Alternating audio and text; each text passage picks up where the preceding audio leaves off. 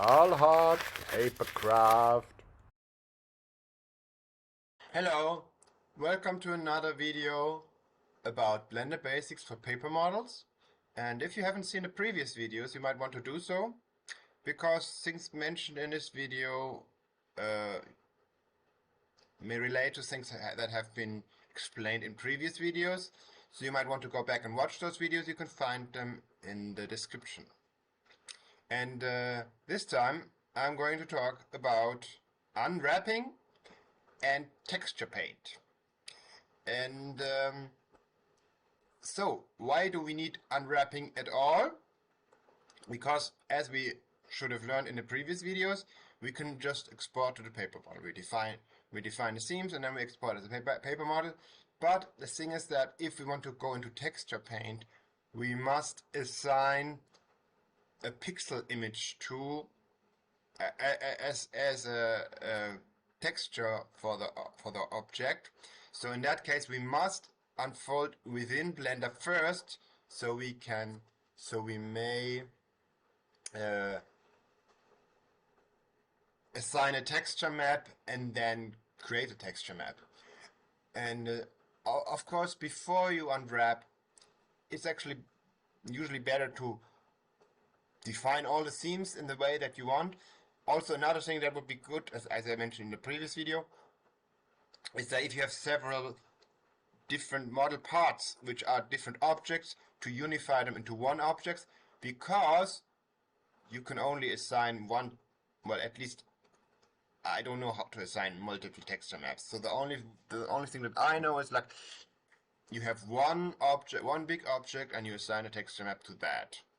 And I think it's possible to assign texture maps to different objects, but I don't think it's very I think it may be rather confusing and yeah, not convenient to do. Good. One thing is that you should be aware of that, you know, unifying the object into one big one, of course, is like heavy on your system, and especially if you are at the texture map. So it may be a good idea to close as many other software as possible. Good. So once you have defined the seams, then actually the unwrapping is rather easy. I suggest to do it from the UV tab. So that would be here, the UV editing. So this is your first new tab in this tutorials. So as you can see here, this was already set up as like this. Yeah. And let me see. And this is although there was no edge defined. Good. So so there's actually, you actually also have an automatic seam tool, which is here. This is the unfold. So you can select all, and then you can say unfold, and you see it automatically created the seams here. And for a cube, this works fairly well. But as you will have a look what comes out. Select all. So what you need is you need to have unwrap from UV. So here is unwrap. So unwrap. You see now this comes out. Remember when this came out before? So this is not what you want. This is not what you want. And then sometimes it's even that the surfaces are defined double. I don't know why this didn't appear in an older version of Blender. This is the first thing that comes out, that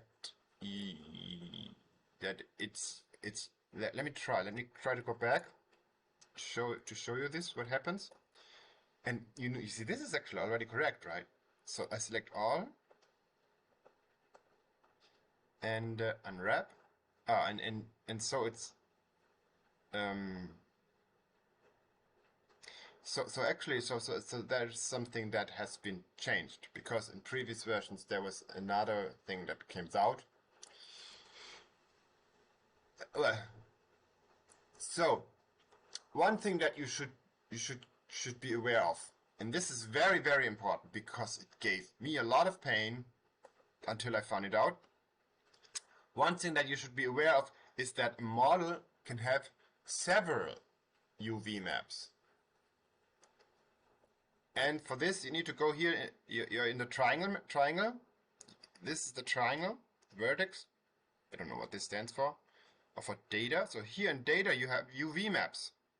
And you can see that now there is one UV map here.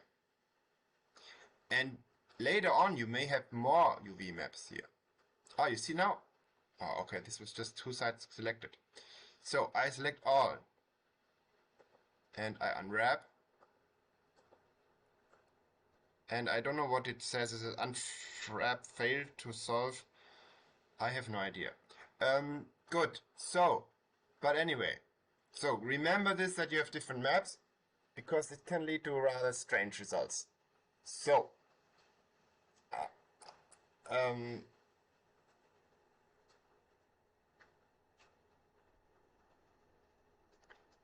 there is another thing, is that you also have something called a smart UV. So this is again something that seems to have been changed. I have no idea what the difference of this is, but you know, oh, look at this. So something completely else entirely comes out. So this is obviously not useful. So let's go back.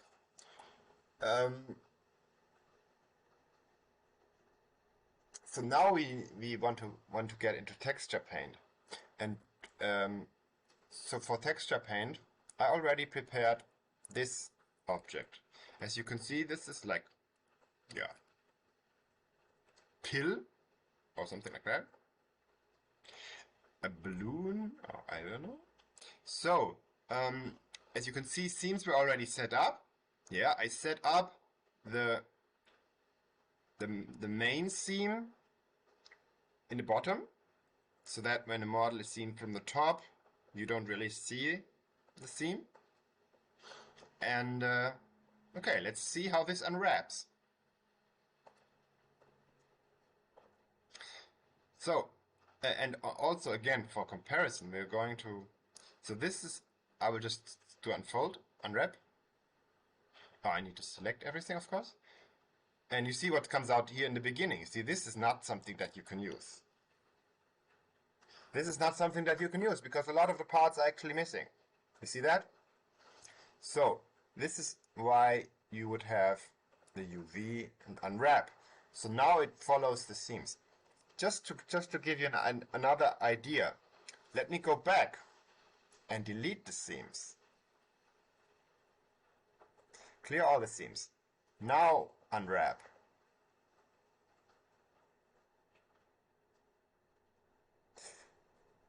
Okay, so it seems it wasn't able to do it. Oh, so it says you need to add the themes. So automatically add the themes. You see, I used the automatically themes, and so this is what comes out. This is very similar to what the paper export to paper model tool does. Another thing that you can do is that you can edit this 2D map. You can edit this UV map in this editing window, in this 2D window. And as you can see here, this button is actually to make sure that the edit and UV mode are in sync. Actually, you have all of those options here. The UV option you also have it in the edit mode. Next time you get back there, you can have a look. And then you have here, you can see this. You see here how you see the UV map in the icon, but also there's a vertex, an edge, and a face. So you can actually adjust things here the same way as you can in the 3D mode. But there's something to remember. Like if I change this here, this will not affect the 3D model. Or I don't know. Let me see. What happens if I do this? So if I sync this, you see nothing happens. this does not directly affect. And I think that what's the use of this is that you can you can adjust it to images that you have here, and then the image will be matched to the shape. And this is like if you do 3D models as 3D models, this is very useful. This is very very common to do it like this. What will be the results if you export it, especially if it's round parts? If you export it to paper model, I don't really know. The thing is that if I change this here, if I distort this like totally, I have tried it. If I export it, it will still come out the same. So whatever I do here does not, at least as long as there's no texture, does not affect the model. So it only affects the texture.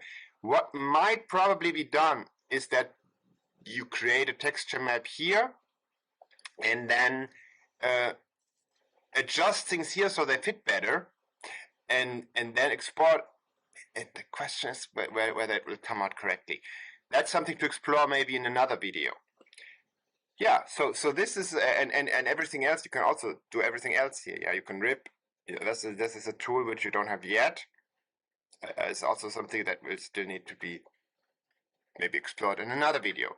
But the basic things that you need here in Texture Wrap is in Unwrap is we already talked about it. So now we can switch to the texture paint environment, and the texture paint environment on first sight looks very similar to the UV editing. The only difference is that you see this does not look like edit mode, right? This is not edit mode. I cannot select the vertices and stuff. I have different options here. I have different options here. I have different tools. And as you can see, the most obvious thing is that, instead of editing tools, you have brush, you have fill, you have snare, you have clone. Oh, this is fill. What is this one? Soften. And you have mask. Yeah, and the obligatory annotation. Good. And here you have actually exactly the same tools. And so the first thing is that you need to do is you need to set up an image. And to set up the image, actually in Blender 4 it's become a lot easier. Yeah, if you're working with, if you have those people who have worked with previous versions, they might know that it's a really pain yeah. But anyway, if you're a beginner, you probably haven't worked with previous versions of Blender, but let me tell you that on the previous versions it was a lot more difficult than it is now. So now it's actually very straightforward.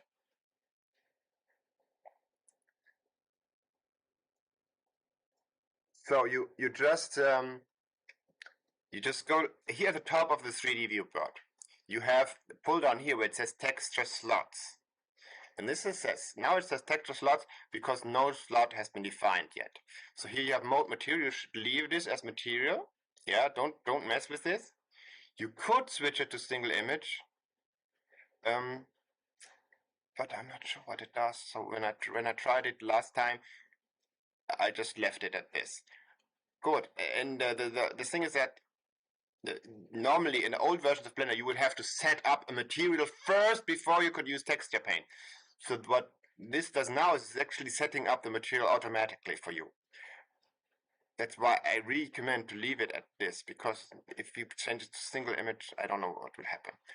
Good. Then you have, then you can just, here you just select base color. And what you can see here is that there are other things here that you can add additional stuff. Yeah. But you don't want to have those. Those are things which Blender does, and those are things which may not be possible to export to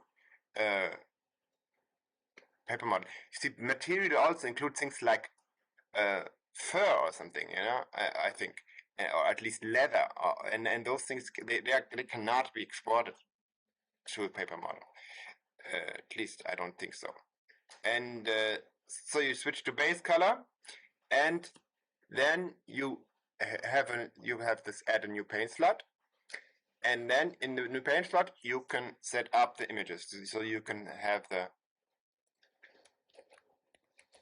you can write a name, and you can change the resolutions. You can make the resolution higher. Yeah, I suggest you to do that, because it depends on how big your model is, of course. But it's always better to have a bigger picture, so you have more resolution. Especially if you don't want to, redraw in as vectors. And even if you want to redraw as vectors, it's better to have the lines as accurate as possible. And alpha actually controls the level of transparency. So you can have alpha 100 means it's opaque, and alpha 0 means it's transparent. And then the generator type, so you can have some things added here. You don't really want that. You can try out what will happen. But you of course you want to paint your own stuff. If you add the UV grid, then yeah. Okay, and then this is the color, of course, and in this case I'm going to set the color to white, but you can use any other color as a basic color, and then you hit OK, and you notice that on this side the image base color has become white, and here there's not much of a change. That's because it was already pretty much white. Okay, so now you can actually start to paint. And another thing that you should be aware of here is that on this side here you have the image up here, and there's if you go in the window here where it says image, you can save it. You can also save as a copy, save it and save it. Yeah, because let me find the right folder.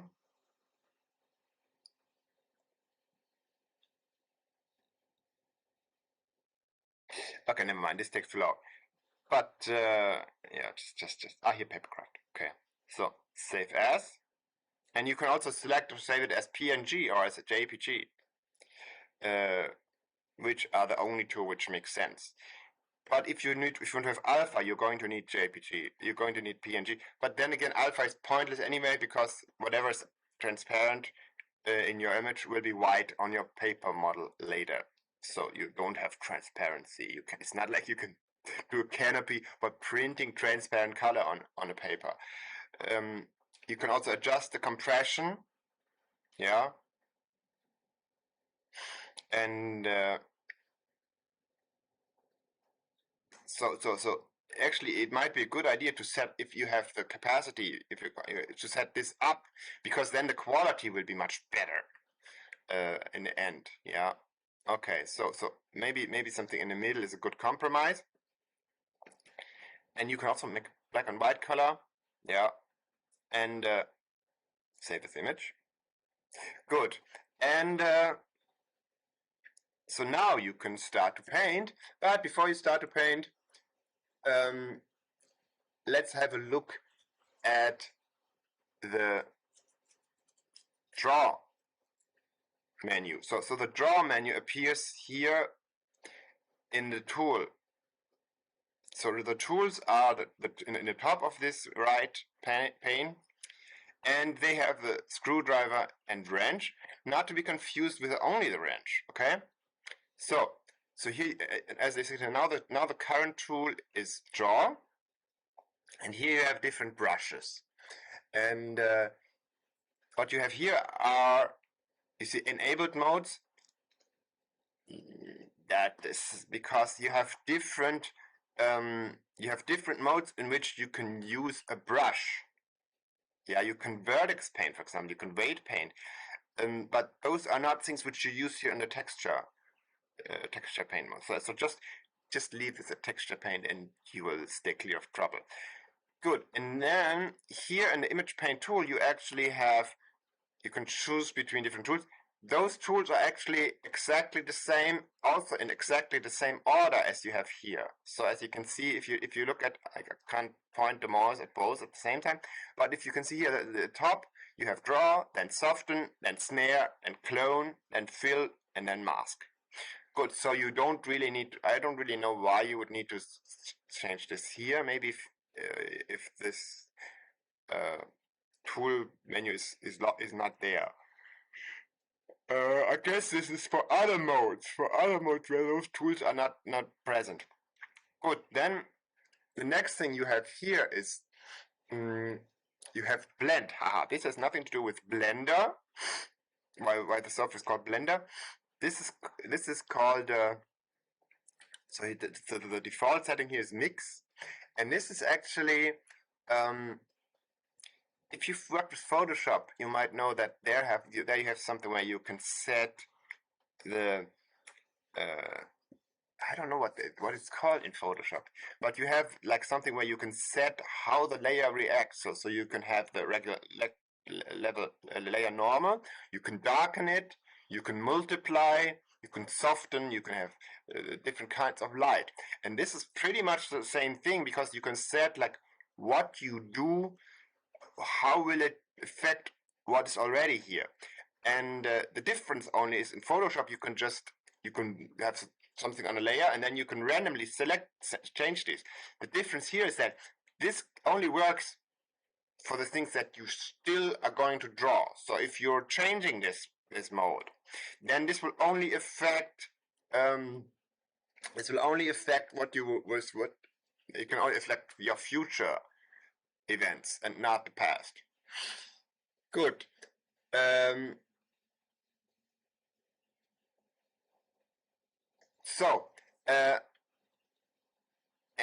I suggest you to use color, because color is like the only one which is gives you the full color. Now it's white on white. Let's change the color. So I will draw blue here, right? So, and then if I change to another color, it will also be full blue. It will be, it will be red. It will be, so it's full tone. But actually, it's not even full tone, because as you can see, there's a small edge here. So color is good, and I'm not sure what overlay was. You see overlays, so you can see like you have mix, means mix is the color starts to mix. So if I go to another place and I draw red here, right? As you can see already, no, this is pretty much the same. So now if I use blue, what I get is, okay, so I thought that this would be, okay, never mind. But another thing, but for sure is, so I think mix, you can just stay with the setting mix. But another thing, it multiplies like the classic one. Like I draw together, you see? So now this becomes black. Now this is more like a glazed color. Yeah, this is more like a glazed color. In the same way, this darkness is pretty similar. And if you work with Photoshop, you will, or soft light. Those are all things that appear in Photoshop. You don't really need to use most of them. I think that you see. Oh, this is another. I think that you need to remember. I think so. Actually, it's possible to just go with mix and darken and multiply, because mix seems to be, like if I will draw yellow now on this, but this is again not yellow. So let me see what happens when I choose color now. Oh, okay, so color is not this. Well,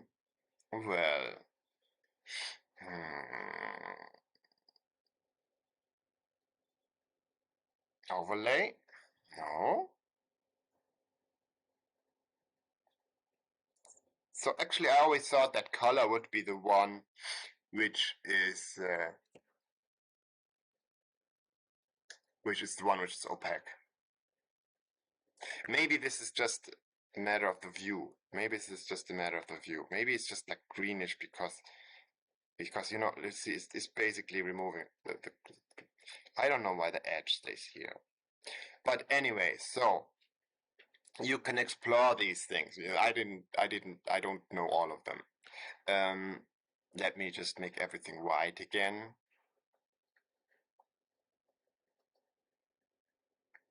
Oh, okay, so this is not opaque at all. That's a bugger. Let me see. What would be the what about mix? Oh, so I think mix. So it seems that mix should be your preset. Should just, you know, basically have opaque colors. So you use mix for opaque colors, and you use darken or multiply to add something. Why would you want to have that? Because actually you can do several paint jobs in one UV map by drawing them on top of each other. I did that for my cow model. Yeah, and so or you another thing you can you with this might be good for, like, you want to draw panel lines. You have drawn panel lines, and then you want to add a paint job on top of the panel lines. If you use mix, then you will paint over your panel lines. But if you use darken or multiply, then you can paint over the panel lines, and the panel lines will remain. But of course, then you have to be. It will still be a problem if you have different two colors in that case. So it might still be a problem. Good. So this is measure this. Then the next thing we have to look at is radius, and radius I think should be very obvious what it is. You see, like this. This is a high radius. This is a small radius. And this is a medium-sized radius. Yeah, so this obviously controls the size of your brush. Yeah, good. Then you have strengths, and the strengths controls the how much paint will come out. And this is actually pretty much similar to what you have with. So this is like full tone. If I send this down, then it becomes less, you see, and if I go, it becomes even less. So this is again the same thing that you have with opaque and transparent. Good. Let me get rid of this again. So another thing that you have, oh, this is not completely white. Okay, another thing that you have is, or maybe my original white was not completely white. Good. Another thing that you have are those two buttons here. And so this is like if you have an art pad. Yeah, if you have an art pad, then you can. Normally, I would. It depends. I don't know what's the preset. So normally, you would want to have this. So the difference is, like, if you have an art pad. If you know what an art pad is, like, you know, like a Wacom tablet. Yeah, maybe you've heard of it. And then, or sometimes if you, I don't know if you can work on an iPad with Blender, but if you have a screen, you can have a stencil that can have this kind of pressure setting, and so that means that if you push harder, you will raise the pressure. If you push less hard, then you will lower the pressure, and you can control these two things with it. Yeah, so unfortunately, I don't have a pen. I don't have this kind of. Let me see if my stencil can do it. So, so I switch here, and if I draw lightly, then it's light, and if I push harder, then it becomes bigger. You see that? And I get lightly. So now they are both active. If I just make one active, I can make a bigger radius, for example.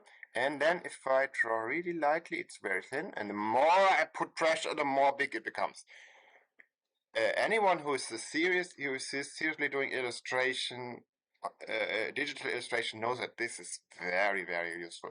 And another option would be that if I would switch this to here, and maybe I have a smaller radius, and then I put less pressure, you see it's light, and I put more pressure, it becomes darker. So this is, if you want to do like really art stuff, then this is useful. Then again, if you do a paper model, it's only useful if you actually use this texture map in the final model. Whereas the Stahlhardt models, they are usually completely vector based. So this is like not, for me, it's not helpful. Then another thing that you have is here.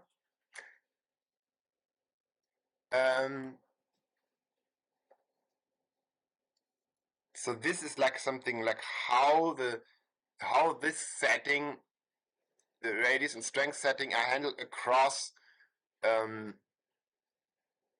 different kinds of brushes. But it's a bit redundant here, because for you do only use the texture paint brush, because you're not going to use other types of brushes, because other types of brushes are not needed in texture paint. Good. Then the next thing is the color picker should be rather obvious. It's very easy to understand. You just hit your, let me get rid of this stuff here. So you just get rid of your, no, you don't get rid. You have this little dot, and this says where you are in the color picture. You can see here how this shows which is your active color. And you know, if you start to paint and nothing shows up, check on this, because if a white background and white color, you may be painting without knowing. So here you can select the color tone, and here you can select the depth, the darkness, if it's more dark or less dark. Then you have another setting here where you can create a gradient. I don't see how this would be useful, so I have ignored it so far. Again, here this is like something where you can use this setting for all brushes, but we're only using one type of brush. And thank you, Microsoft, for telling us you're adding new features, which is going to fail again as usual. Good. So this is there you can choose. This is where you choose the color. Good. Next thing is here you can go here to. So here you have many more brush options. So another one, which you see, I said, Microsoft says we had a feature and it failed. Great. Why do you disturb me with this? Good. Then you have, the texture and texture mask. You don't need to deal with them. The next thing you have to look at here is the stroke. And the stroke is rather important, I would say. Because space means you just draw a regular line. If you switch it, excuse me, sorry. If you switch to another thing, then you have here, you see, you have dots. Then you getting this kind of dotted line. You see that? If you have airbrush, then you have you have this kind of effect. And although this has nothing to do with airbrush, if you know what airbrush really is, but yeah, so you have these options, and then you have. Let me quickly get rid of these things.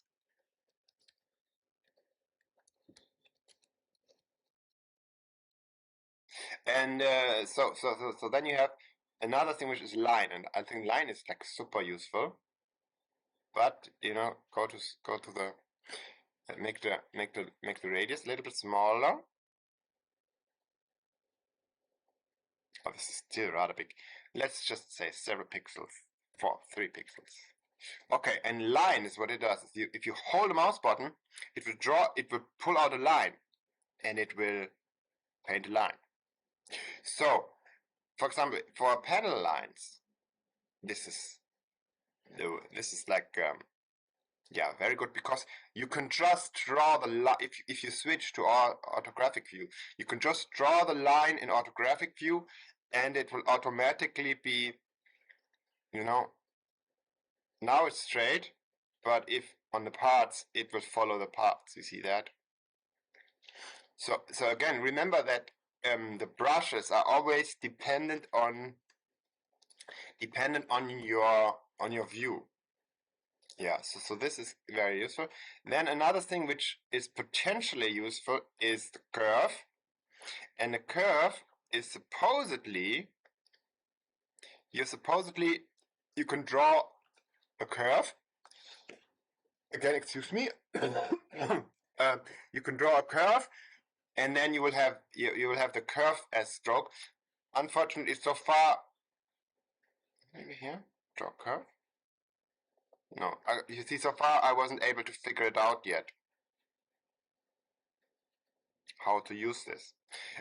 Maybe this is something for another video again. Good, but you see, space is the preset, and line, those two settings are super useful. And then here the spacing, of course, is only if you have spaces, yeah. So here the space is like, that now it's no space. If I make spacing bigger, then you see this kind of thing happens. So keep the spacing. If you don't want to have a dotted line, you can keep the spacing as is. Another thing is that you can probably use this to make a dotted line or a dashed line. See, you can make a dotted line and dashed line. Also something rather useful, right? Why this setting would be called space, I don't really know. Dash rate or dash length, not things that you need to bother with. Jitter is also something you don't need to bother with. This is really like arty stuff. So this is actually what you need to know around this area. And then the next things you have to look at is the fall off, which is another window here. So the fall off. So the fall off is what? The fall off, as you can see, this is a curve. And this is basically the shape of your brush. You can have a pointed brush, you can have a round brush, you can have a straight brush. And this will affect how you draw. If you have a tiny radius like I have now, or still dotted line, I don't want to get the dotted line. So if you have a tiny radius, this will not make any difference. If you have a bigger radius, and let me set this to a bigger radius. If you have a bigger radius, it will make all the difference. So now, as you can see, this is like somewhat round, somewhat softened around the edges. So this is the preset. If you switch to the different ones, you will notice that you see this is quite similar. This is more almost round. Yeah, this is more sharp at the edges. This one, and again, this depends on your pressure, right? This depends on your pressure. If I have less pressure, it will be okay. So it will affect if you have pressure. Like if you have this one, for example, if you have little pressure, it will be very thin. But if you add pressure, it will become big, very strong. Actually, if you want to change what you have into vectors, the most useful setting is actually the square one, because this is like, it's like totally it should be totally sharp. It's not totally, as you can see, if you draw a straight line, it's totally sharp. If you draw a round shape, it actually become pixelated. That's because, maybe you don't know. If you're working with pixels, you can't have round shape because pixels are always squared. So that's why if you want to have a round shape, you actually have to if you can have a look at it in Photoshop very closely at this kind of edge. If you zoom in a lot, you will see that this is not round at all. It's just different colors. It's just that color becomes less, and to give the illusion of roundness to the human eye. So that's what happens here, because this is like 100% sharp. So it doesn't have what we call anti-aliasing. You can look it up. Anti-aliasing. So it doesn't have anti-aliasing, and that's why it appears like this. So I think the round one is a good compromise. Yeah. Or you can also adjust the curve yourself here. Yeah, you can also adjust the curve yourself. So this would be something that is, you know, maybe you can have something that is almost, almost, almost a square. You see that now? Now this is pretty sharp, but not like super pixelated. So this is a good compromise. Good. So this is this tool. Again, let's get rid of all the things here. Let's make it. Oh no, this is not really. Sometimes I wish there was like some setting where you've set it to perfectly white. But you can't have everything. Maybe there is, and I just don't know. If you find out, you can tell me. So this is like a bluish white now. Ooh. Maybe. Oh yeah, of course. That is how to make it completely white. Just set this to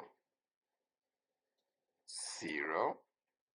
Oh, but 0 is probably black, right? 0, oh, 0, yeah. So all 220. So hello, 255. Oh, okay. So this does not use normal. This is confusing because this is percent. So normally RGB would be 255 would be the highest setting. So here 1 is the highest setting. But now this is now completely white. If you are, or you can also use hex values if you're familiar with hex values. FFF, 6Fs are white. So now this is like really white, really pearly white. Wow, Snow White. So I will just make my area here completely Snow White, because now that I've explained to you all the different functions, now I can finally paint what I really wanted to paint all along, which is cow fur. Okay, for cow fur I will just switch this to brownish, and my brush is actually already, I created my own fall off, and I just need it a little bit smaller, maybe. So now I can have my. Actually, this could be also be nice if the edges were a little bit more roundish, more soft. But let's just do it sharp. Let's do it very graphic. So if you look at the written tutorial, there is it's slightly different because I didn't go into the different fall-offs in as much in detail as I did here. And so I have my cow. Yeah, you see, this is something that happens because if you draw around the edge, then because remember it's always dependent on the view. So I draw, and I intentionally draw across the seams, as you can see. So draw across the seams, and you can see how this handles it for you to draw it across the seams. And normally, if you export it out later, that will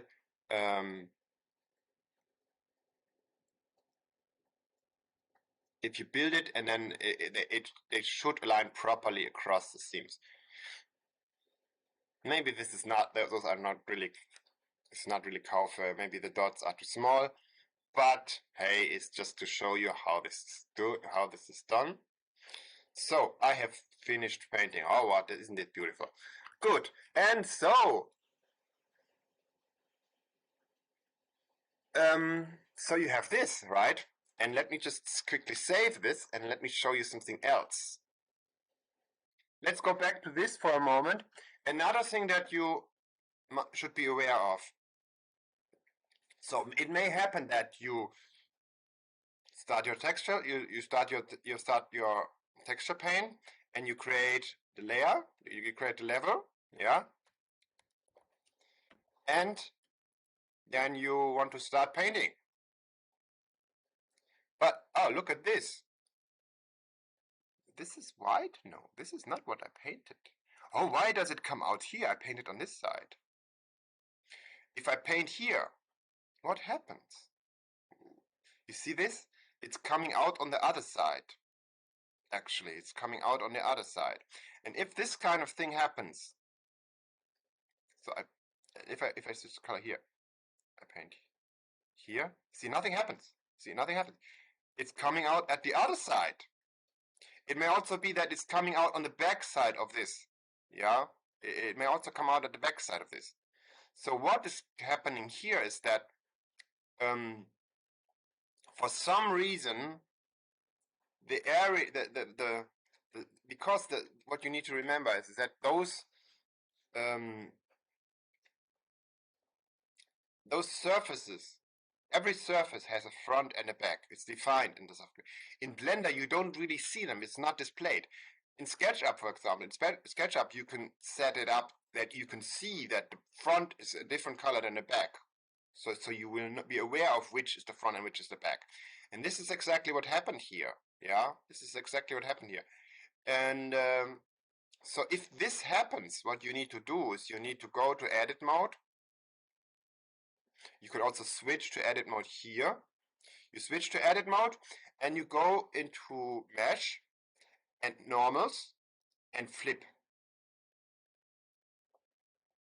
And now it should be correct. So now let's go back to texture paint. So now if I paint here, you see it's actually where it's supposed to be. It's actually where it's supposed to be. It's actually where it's supposed to be in, yeah. Well, I have no idea why this comes out on the other side of the thing. But so actually this is also something that has been changed, that because before you had front and back, but now you don't want to paint something which comes out on the opposite side. So now this is actually correct. You see, this is correct. So just be aware that if you are painting and you notice in the 2D view that the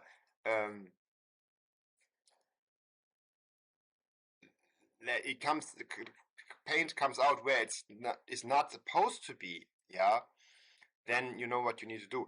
And it can get even more confusing because, for example, if you have like this, no, not edge loops, edge rings.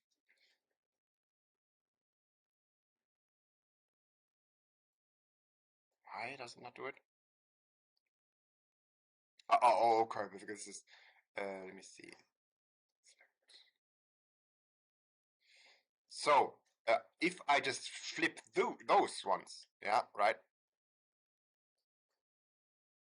And I go back to object mode, or not object mode, paint. And now I paint here. Oh, so, well, I don't know. I don't know how this works, but just keep this in mind that this kind of thing may happen, that the things will come out in the wrong place. It seems there have been some improvements made here as well. Okay, why does this kind of thing happen? This kind of thing happens if you're drawing around the corner. Like if you draw like this, if you draw around the corner, then, you know, it will not see that.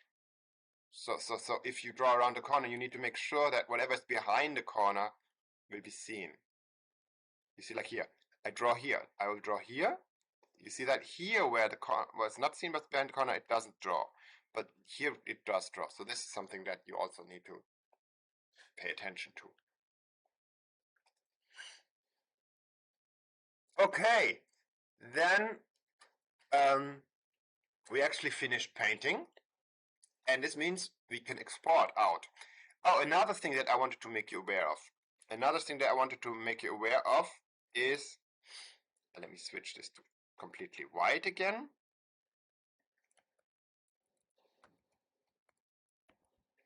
And make everything wonderfully white.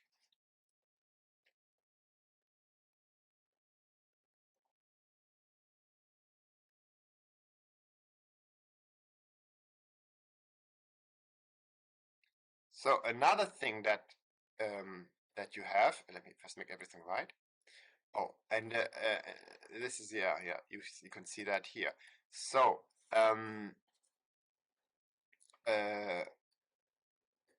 so what is there is a setting here which is in options, and this is blend. This is bleed, and bleed means that you can see that you see the bleed now is set to 2. So that means it's drawing 2 pixels more than the edge of the part. If I go to UV editing, I can see that. You see that here now, this, if I select all, you can see now that this edge is bigger than the part.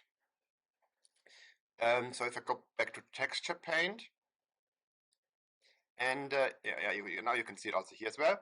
So now if I set this higher, there will be more bleed, which bleed means how much will the edge come over.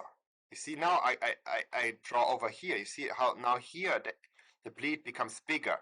You see that? And yeah, it's not beautiful, but if you cut off the part, this you can avoid that there will be any ugly edges. I think it's a different compromise, because if you set this too low, if I set this to 0, so normally if you will in printing, if you print across the edge, you will set up bleed high, so that when you cut off, there won't be any ugly white edges.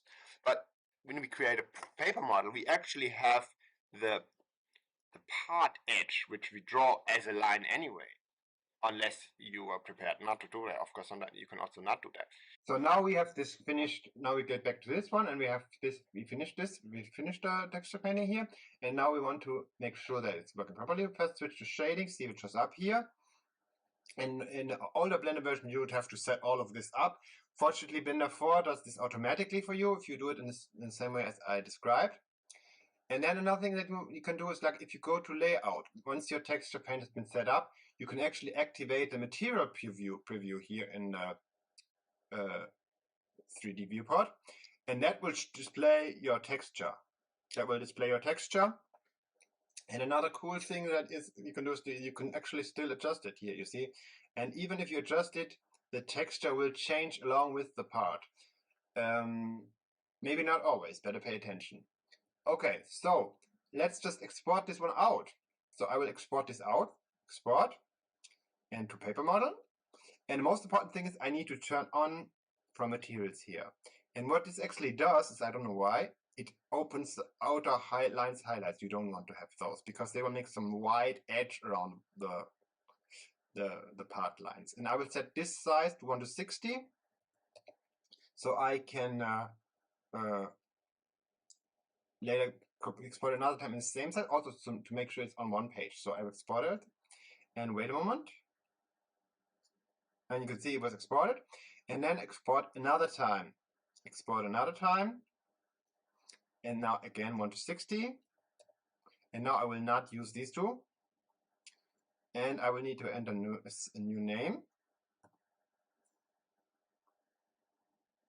Okay, and export paper model once again, and it was exported. So close this window. So now I can open up these two, and I can have a look at them together. So let me just split the windows.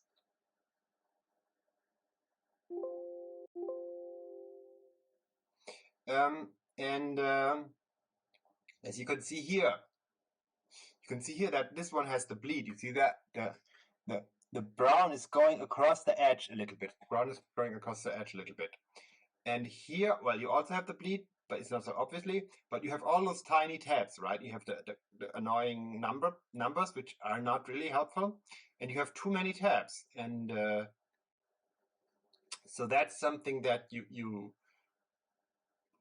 nobody's going to build it like this. So if you want to just have a model for yourself, then this is fine. If you want to provide your model to others, you might want to have tabs not on the outer side, but on the inner side. And another thing, you don't want to have so many small tabs. Another thing that's not nice here is that, because this part is a round part, it's not like anyone is going to, score this part 90 times to achieve the round, but you just make it round.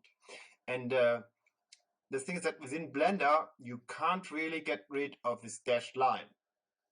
Yeah, so it will always appear. So you're going to have to edit it in a 2D software anyway, unless you think it's fine to keep this dashed lines on your model everywhere. So that's why I personally think that, it's always important. And also you can rearrange the parts, because the way the engine places them is not very, not nice and not helpful. It wastes a lot of space. And so you must edit it. And whether you want to keep the pixel image and just place the pixel image in outer shape, that's fine. Or whether you want to redraw the texture as vectors. This is the way I do it for Stahlart models. But it's definitely better to edit things if you want to give away this model to others and let them have a nice experience. So this is all for this video, and we're going to have one more video where I'm going to talk about cleanup. Thank you for watching.